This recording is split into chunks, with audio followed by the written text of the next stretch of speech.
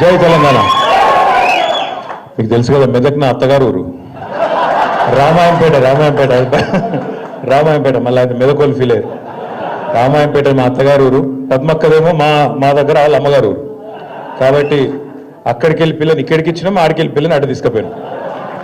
పేరు పేరున వేదికపైన ఆసీనులైన పెద్దలు, మరి ఈరోజు ఈ కార్యక్రమానికి అధ్యక్షత వహిస్తున్న మా మెదక్ జిల్లా పార్టీ అధ్యక్షురాలు సోదరి శ్రీమతి పద్మా దేవేందర్ రెడ్డి గారు, గౌరవనీయులు పెద్దలు, మెదక్ జిల్లాలోనే కాదు రాష్ట్రంలోని ఏ మారుమూల ప్రాంతంలో ఏ సమస్య ఉన్నా అందరికంటే ముందు స్పందిస్తూ అందరికీ అండగా ఉండే గౌరవనీయులు పెద్దలు మాజీ మంత్రివర్యులు శ్రీ హరీష్ రావు గారు, గౌరవ పెద్దలు మాజీ శాసన మండలి సభ్యులు అన్న సేరి సుభాష్ రెడ్డి గారు, గౌరవ మాజీ శాసనసభ్యులు పట్లొల్ల శశిధర్ రెడ్డి గారు, గౌరవనీయులు సోదరులు గతంలో మెదక్ డిసిసి ప్రెసిడెంట్గా పనిచేస్తూ ఆనాడు ఎన్నికల సమయంలో మన పార్టీ గెలుపును కాంక్షించి మనతో పాటు కలిసి వచ్చిన సోదరులు శ్రీ కంటారెడ్డి తిరుపతి రెడ్డి గారు, పెద్దలు గౌరవనీయులు కేసీఆర్ గారు అక్కడ శాసనసభ్యుడిగా ఉన్నప్పటి నుంచి మా అందరికీ చిన్నప్పటి నుంచి జగపతి అంకుల్ అని పిలుచుకునే అలవాటు మా బట్టి జగపతి గారు, అదేవిధంగా మా తమ్ముడు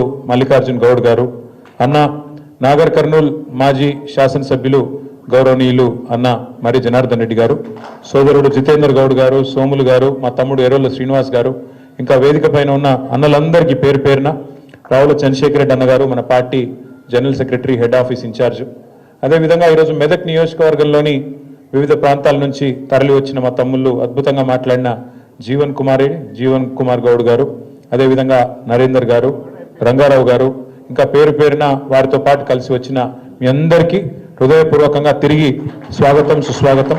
పత్రికా మిత్రులకు కూడా హృదయపూర్వకంగా నమస్కారం. హరీష్ రావు గారు మాట్లాడుతూ 2 మాటలు చెప్పారు. ఒకటి, సిద్దిపేట ఒకప్పుడు సిద్దిపేట అంటే పందులు గుర్తొచ్చేది, మెదక్ అంటే గాడిదలు గుర్తొచ్చేది, కానీ ఇప్పుడు సిద్దిపేటలో పందులు మాయమైనాయి అన్నారు. మెదక్లో కూడా గాడిదలు దాదాపు పోయినాయి, కొన్ని ఉన్నాయి ఇంకా. అవేందనే చెప్పగాని ఉన్నాయి కొన్ని, వాటి సంగతి మీరు చూసుకోండి. ఎక్కువ చెప్పగాని వాటి సంగతి ఇవాళ మీరు వచ్చుడుతోని తప్పకుండా ఇక అవి ఎన్నున్నాయో గన్ని లెక్క పెట్టుకొని సందర్భం వచ్చినప్పుడు చూసుకోండి. 2ఏనా? అయితే హరీష్ రావు గారు ఇంకొక మాట కూడా చెప్పారు. రేవంత్ రెడ్డి గారు అదేదో 10% 15% కటింగ్ పెడతా, తల్లిదండ్రులను చూసుకోకపోతే అంటుండు, కోత పెడతా అంటుండు. మరి రేవంత్ రెడ్డికి ఏం కోత పెట్టాలన్నారు? రేవంత్ రెడ్డికి కోతలు సరిపోవు, కర్రు కాల్సి వాత పెట్టేటట్టు మీరు అందరూ ప్లాన్ చేసుకోవాలి. ఎందుకంటే ఇంతకంటే లేకి ముఖ్యమంత్రి, ఎందుకంటే మస్తు మందిని చూసినాం, మనం కూడా ఎన్టీ రామారావు గారిని చూసినాం.